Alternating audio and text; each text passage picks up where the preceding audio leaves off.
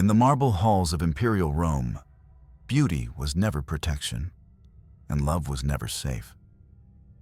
Julia Drusilla, sister of Caligula, was once praised as the jewel of the empire, yet whispered about as his forbidden companion. At only 29, she was forced to drink poison, her death a quiet reminder of how swiftly power devours its own blood. Julia Drusilla, born around 16 CE, belonged to one of the most illustrious families of Rome's Julio-Claudian dynasty. She was the daughter of Germanicus, Rome's beloved general, and Agrippina the Elder, a granddaughter of Augustus himself.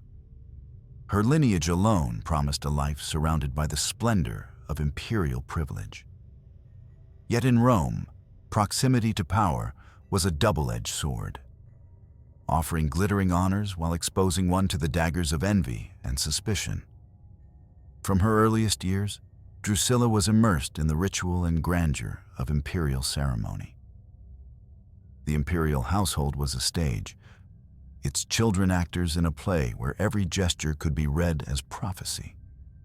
To the Roman people, Germanicus was a hero cut from myth, the man who might have secured Rome's borders and embodied Augustus's vision of a stable empire. But his sudden death in 19 CE, allegedly by poisoning, cast a long shadow across his children's lives. For Drusilla, her father's demise was not merely a personal tragedy. It was the opening act of a lifelong drama of vulnerability. Her mother Agrippina was exiled by Tiberius soon after, leaving the children effectively orphaned within a court that was as dangerous as it was magnificent. Drusilla, still only a child, grew up watching her family become pawns in an endless cycle of intrigue. Each feast, each procession, each whispered rumor reminded her that her life was never her own. Unlike the quiet anonymity enjoyed by noble girls in less exalted households, Drusilla's very existence carried political weight.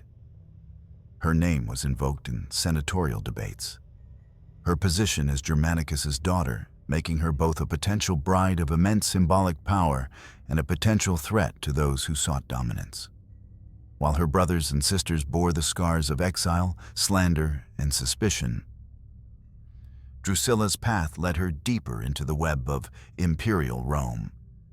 By the time her brother Caligula rose to power in 37 CE, she was already marked by the contradictions of her heritage. To be Germanicus's daughter was to embody Rome's hopes, but also to remind emperors of their own fragility. She would never escape the shadow of her father's ghost, nor the burden of her mother's defiance. Drusilla's childhood was not a season of innocence, but an apprenticeship in survival, teaching her how quickly affection could turn to accusation and how loyalty could collapse into betrayal. She was not merely a figure in history's margins.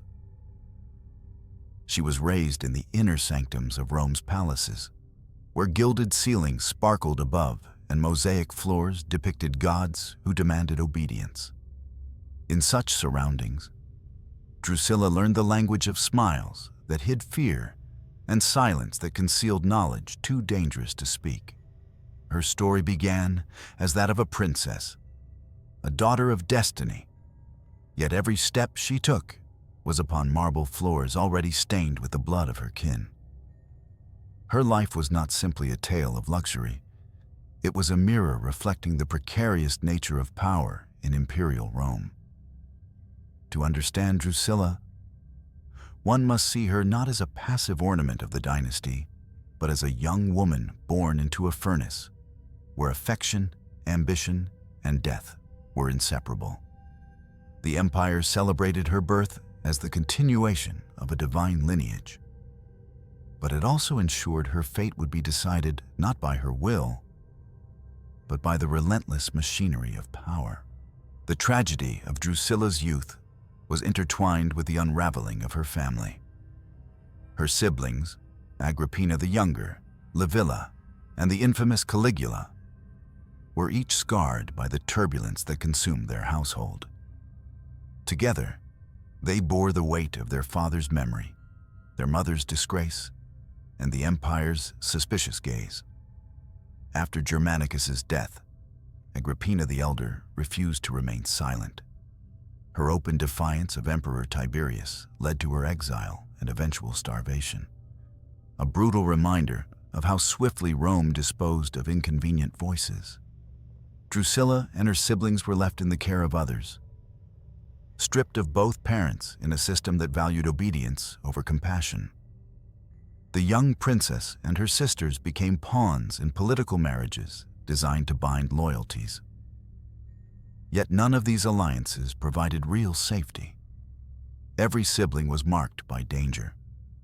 Agrippina the Younger would later marry into power and become the mother of Nero. But her path was littered with betrayal and blood. Another sister, Livilla, was implicated in scandals and plots, her reputation twisted by gossip. And then there was Caligula, born Gaius, who grew from a child mascot of the legions into one of Rome's most notorious emperors. For Drusilla, he was not merely a brother, but the center of her survival. Their bond, whether exaggerated by ancient historians or rooted in genuine intimacy, was forged in the crucible of shared trauma. Together, they had endured the humiliation of losing their mother, the fear of exile, and the constant reminders that their bloodline was both sacred and cursed. Childhood in such an environment left deep marks. Drusilla's laughter, if it existed, was framed by mourning. Her lessons in virtue were overshadowed by lessons in suspicion. She and her siblings learned that Rome's embrace could tighten into a chokehold, that a smile from the emperor could conceal a death sentence. Every family gathering was a rehearsal for survival, each sibling forced to calculate loyalty against self-preservation. Drusilla's role within this fractured family was both delicate and dangerous. As a daughter of Germanicus, she carried the aura of legitimacy. But as the sister of Caligula, she would one day be accused of embodying the corruption and excess that defined his reign. Her fate was bound not only to her own choices, but to the choices of those she loved. The Julio-Claudian dynasty, so often celebrated for its grandeur, was for its children a prison draped in silk. Drusilla, like her brothers and sisters, grew up knowing that affection was fleeting, that power was merciless, and that survival demanded silence.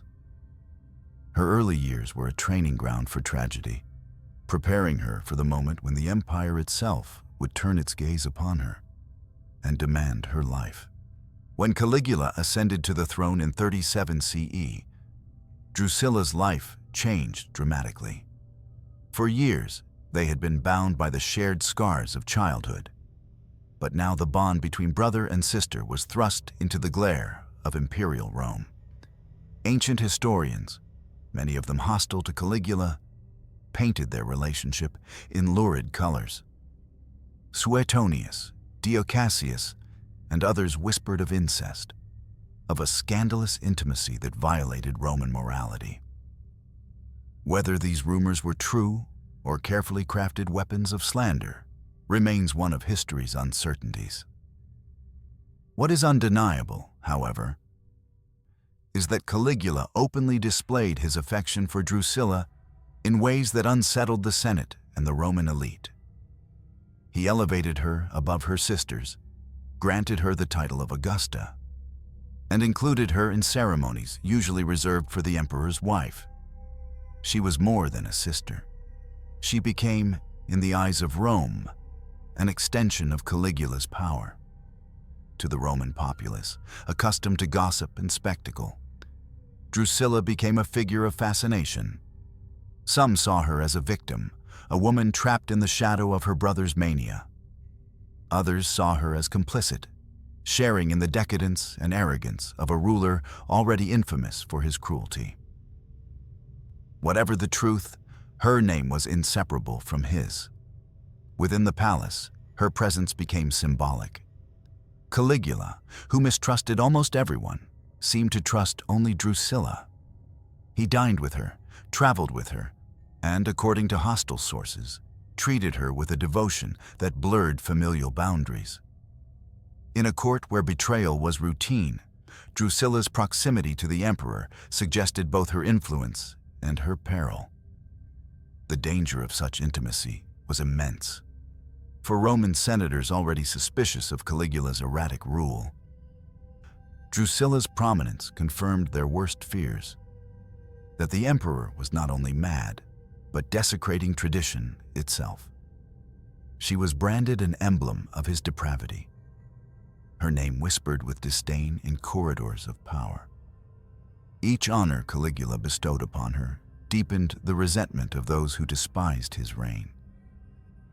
And yet, it is possible to see Drusilla differently. Perhaps she was not the schemer or temptress depicted by hostile historians, but a young woman trapped by loyalty and survival. She had watched her siblings perish or suffer at the hands of emperors before. She knew that closeness to the throne was both shield and snare. In Caligula, she may have seen not only a brother, but the last fragment of a family shattered by politics. To refuse his affection might have meant exile or worse. To accept it meant bearing the burden of scandal. Her role in Caligula's Rome was never passive. By accepting titles, by appearing in ceremonies, by living under his protection, she became part of the drama that defined his short, tumultuous reign. In life, she stood as a living reflection of his power. In history, she became a character distorted by rumor, a woman whose reputation was entangled with the most notorious emperor of her age. Drusilla's bond with Caligula reveals the cruelty of empire. Even familial love could be turned into a weapon. Even private affection could be twisted into public condemnation. Whether their relationship was one of scandal or survival, it placed her at the center of Rome's gaze. And from that moment on, her fate was sealed. In the brief years of Caligula's reign, Drusilla rose to a status almost unimaginable for a Roman woman. She was not merely honored, she was exalted. Caligula referred to her publicly as his wife in ceremonial language, a title that carried symbolic weight even if not legal reality. She accompanied him in public rituals, appeared on coinage, and was treated by courtiers with the deference normally reserved for an empress. For Caligula, this elevation was more than a gesture of love. It was political theater. By placing Drusilla at his side, he blurred the boundaries between family and state, turning her into a living emblem of his authority. She was at once a sister, a consort, and a political symbol, an unprecedented role that unsettled Rome's traditional order. The court reacted with predictable hostility. Senators saw in her presence a corruption of republican values. Noble families, long accustomed to vying for imperial favor through marriage alliances, bristled at being excluded by a woman who owed her position not to politics, but to blood. The whispers of incest were less about truth than about power. They were weapons to delegitimize both Caligula and Drusilla. For Drusilla, life in the palace was a paradox. She possessed a level of influence that few women in Rome could dream of. Yet that influence made her a target of suspicion and hatred.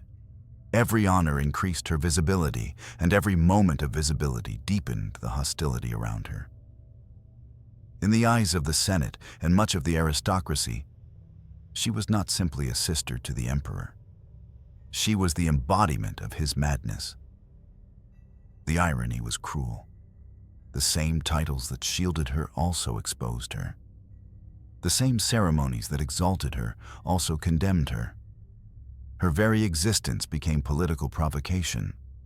She was not free to define herself, only to be defined by others, by her brother's obsessive devotion, by senators' whispers, by historians' hostile pens.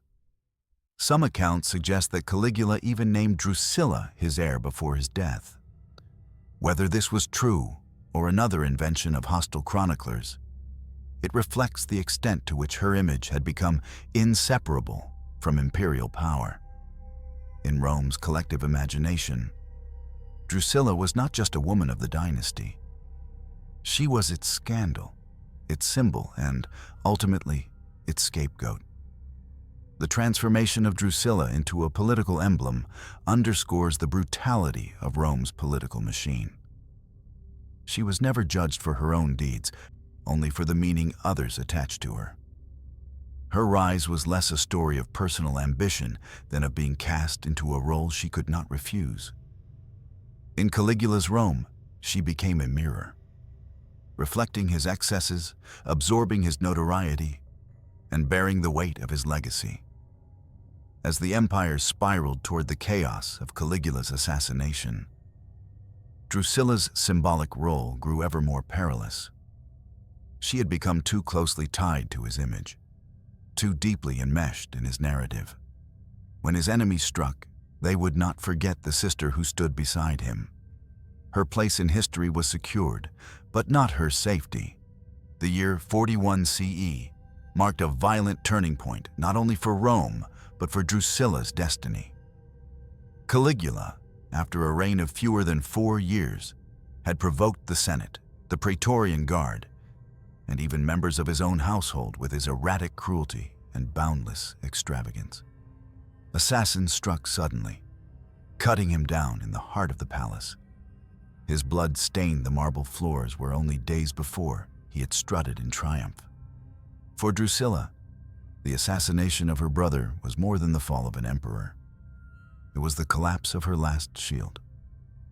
She had lived under his protection, however dangerous and suffocating that protection might have been. With him gone, she stood exposed to the fury of his enemies, who saw her not as an innocent sister, but as an extension of his reign. Rome descended into chaos in the aftermath of the murder. Senators hoped to restore some form of republican authority, while soldiers rallied around Claudius, the timid, bookish uncle of Caligula, who was suddenly thrust onto the throne. In this scramble for power, Drusilla became a liability. To the new regime, she embodied the scandalous memory of Caligula's rule. To the Senate, she was a symbol of dynastic corruption. Her very survival threatened to keep alive the specter of the dead emperor. Whispers of revenge began to circulate. Some accused her of plotting to avenge her brother, others of harboring ambitions for herself. The charges were vague, but in imperial Rome, vagueness was enough. Once suspicion fell, it could not be lifted. Drusilla, once honored as Augusta, now faced the certainty that her name would be purged, her life extinguished. What made her plight more tragic was its inevitability. The machinery of empire had no tolerance for remnants of a toppled regime. The Julio-Claudian dynasty devoured its own, and Drusilla, bound so closely to Caligula in life, was destined to share in his downfall. Her past honors turned to chains, her titles into indictments. She was no longer the emperor's beloved sister. She was the ghost of his infamy, walking in the corridors of power that now sought her silence. Her life had already been marked by loss. Of her father, her mother, her childhood innocence. Now she faced the greatest loss of all, the loss of her place in the world. The assassination of Caligula was not simply her brother's death. It was the death warrant signed invisibly for Drusilla herself. With Claudius declared emperor, the tide of imperial politics shifted decisively. The new ruler needed legitimacy, stability, and the swift erasure of Caligula's poisonous memory. To accomplish this, those most closely associated with the fallen emperor had to be removed. Drusilla, more than any other, embodied that association. Accusations soon followed. She was charged with conspiracy, an all-purpose crime in Rome, useful for removing inconvenient figures. No evidence was required, no trial necessary. Her closeness to Caligula, once her greatest protection, was now the noose around her neck. The Senate and Claudius's advisors whispered of plots and dangers, manufacturing a narrative that justified her elimination. Drusilla must have known what awaited her. She had seen her mother exiled and starved, her relatives executed or disgraced. Rome's methods were predictable, if merciless. The charge of treason was never about justice. It was about convenience. For Claudius, allowing her to live meant tolerating a living reminder of Caligula's scandal. For the Senate, sparing her meant leaving open a channel for rebellion or unrest. Thus the decision was made. Drusilla would be forced to end her own life. It was a fate both cruel and calculated. Public execution would risk sympathy, but compelling her suicide allowed the regime to erase her quietly, without spectacle. Rome, which had once paraded her as Augusta, now demanded her silence in death. The fall of Drusilla illustrates the ruthless logic of imperial survival. No loyalty, no affection, no familial bond could outweigh the hunger for stability. She was not condemned for crimes she had committed, but for the crime of existing, for bearing a name and a face too closely tied to a hated emperor. In those days leading to her death, Drusilla's world must have shrunk to a suffocating circle of fear. Once surrounded by courtiers, she was now encircled by guards. Once praised as the empire's jewel, she was now treated as a contagion. Her every breath reminded her of the power that had already decided her fate. Her story is not simply one of personal tragedy, but of systemic cruelty. The empire that had raised her high now discarded her without hesitation. Rome demanded her obedience in life and her silence in death. Drusilla, the princess of imperial blood, discovered that even within the most powerful dynasty on earth, a woman's survival was always contingent. Always fragile, always subject to the whims of men whose own power was just as precarious. By the time the order reached her, Drusilla had no illusions left. She understood that she was not dying for what she had done, but for who she was. Her fall was not a punishment for guilt, but a sacrifice demanded by the empire's relentless need to purge its own past. The command came not as a trial, nor as a formal sentence, but as a quiet order whispered through corridors of power. Drusilla, once Augusta of Rome, was informed that she would not be executed in public. Instead, she was to take her own life. Suicide, in Rome, was often a mask for murder, a way for the regime to rid itself of enemies without the spectacle of blood. At only 29 years old, Drusilla found herself facing the cold inevitability of poison. There would be no appeal to the Senate, no dramatic defense before the people. Her fate had already been decided, and her only choice was whether to resist or submit. To resist meant a brutal death, perhaps torture. To submit meant drinking from the cup pressed into her hands and slipping quietly into silence. The cruelty of this order lay in its intimacy. Public executions at least offered witnesses, an audience that might remember the condemned. But forcing suicide was designed to erase. It left no spectacle, no last words carved into collective memory, only a private extinguishing of a life once lived under the brightest lights of Rome. Drusilla must have understood the symbolism. Poison was not merely a method of death, it was a declaration that her existence was toxic to the empire. Her bloodline, her proximity to Caligula, her very presence, all were seen as a danger. By commanding her to drink, the new regime symbolically purged itself of the stain of her family. For a woman born into the grandeur of Germanicus's lineage, the descent to this lonely end was unspeakably cruel. She had once walked in processions beneath Rome's gilded arches, honored as the empire's jewel. Now she was reduced to a single chalice, a single act of obedience demanded by those who feared her name. The order for suicide stripped her of dignity, yet it also revealed Rome's fear of her. To erase her so quietly suggested that the regime knew she still carried weight, that her life, even in obscurity, represented a threat. In that sense, the very need to silence her was a dark tribute to her significance.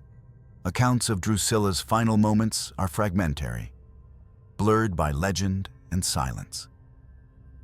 Ancient historians, preoccupied with Caligula's excesses, offered only fleeting glimpses of the sister who shared his fate. Yet imagination fills the void, reconstructing the scene of a young woman confronted with her mortality.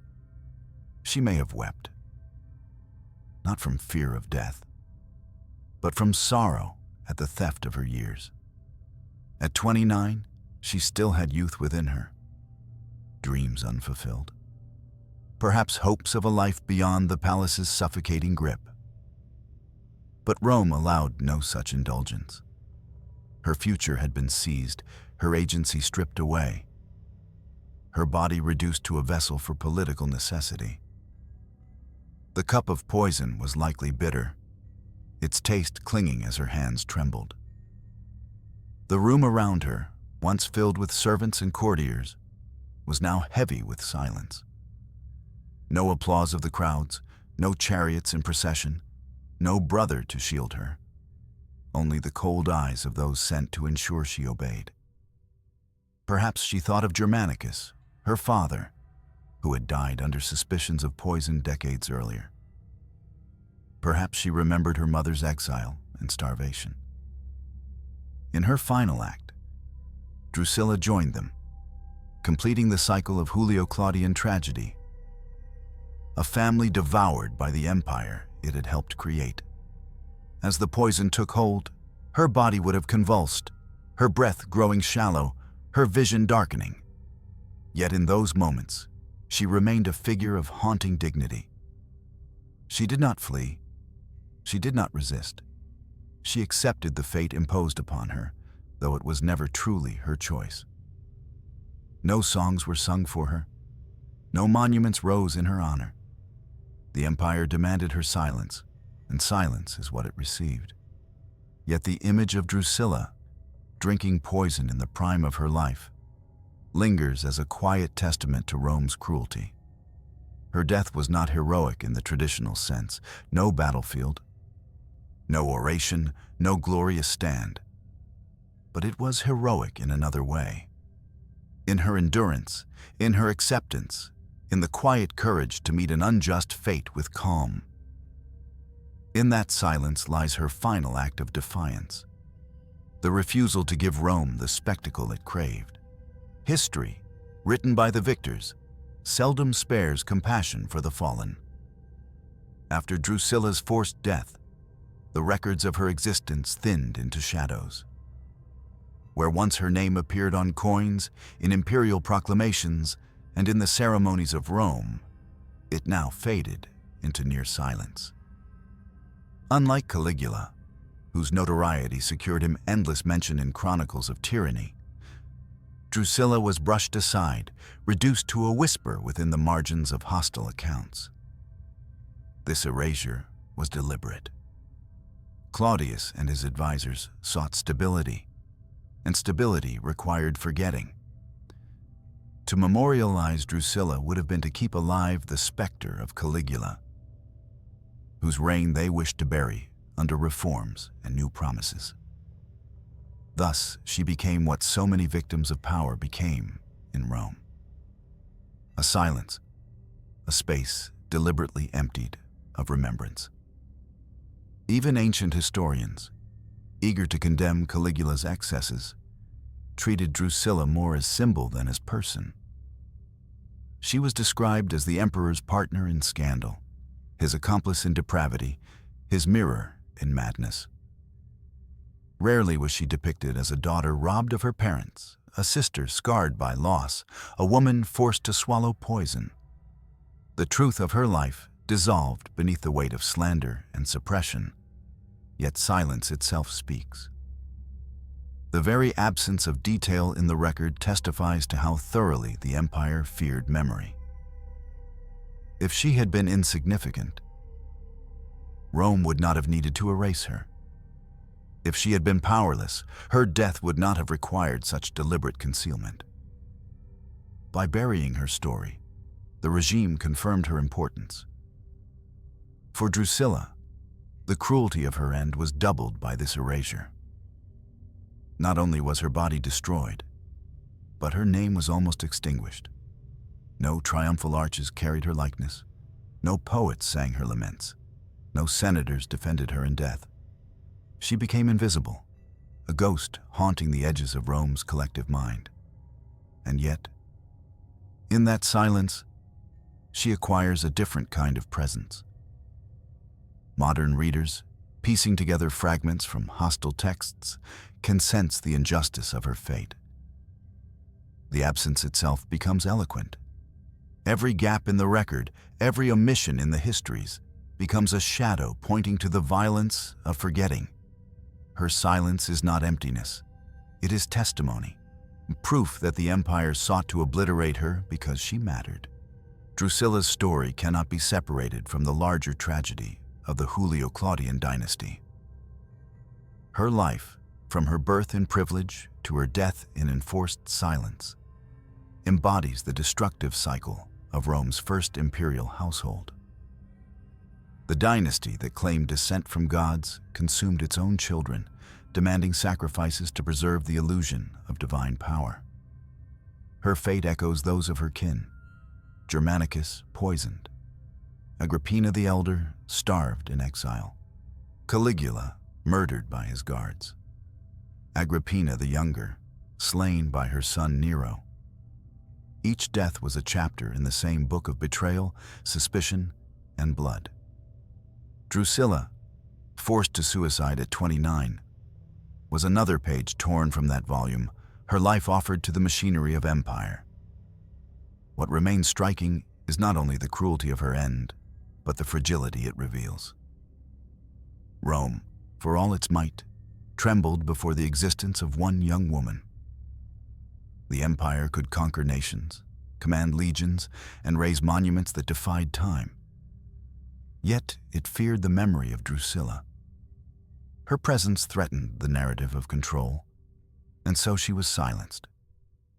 In her story lies a truth that extends beyond Rome. Power is never secure, and its insecurity is most often taken out on the vulnerable. Women of the dynasty, denied the swords and legions that gave men their defense, bore the heaviest cost. They were exalted in life as symbols and discarded in death as liabilities. Drusilla's forced death at 29 is more than a personal tragedy. It is a mirror held to the empire itself. It shows how fragile the fabric of authority was, how deeply it feared dissent, how easily it destroyed what it could not control. Her silence, though imposed, speaks across centuries as a reminder of how power devours its own, and how memory resists even the most ruthless attempts at erasure. In the end, the doomed Princess of Rome stands as a symbol of the countless voices history has tried to bury. Her story, pieced together from fragments, endures not because Rome preserved it, but because silence itself demands that we listen. In remembering Drusilla, we remember all those who were silenced, all those whose lives ended in obedience to power's command.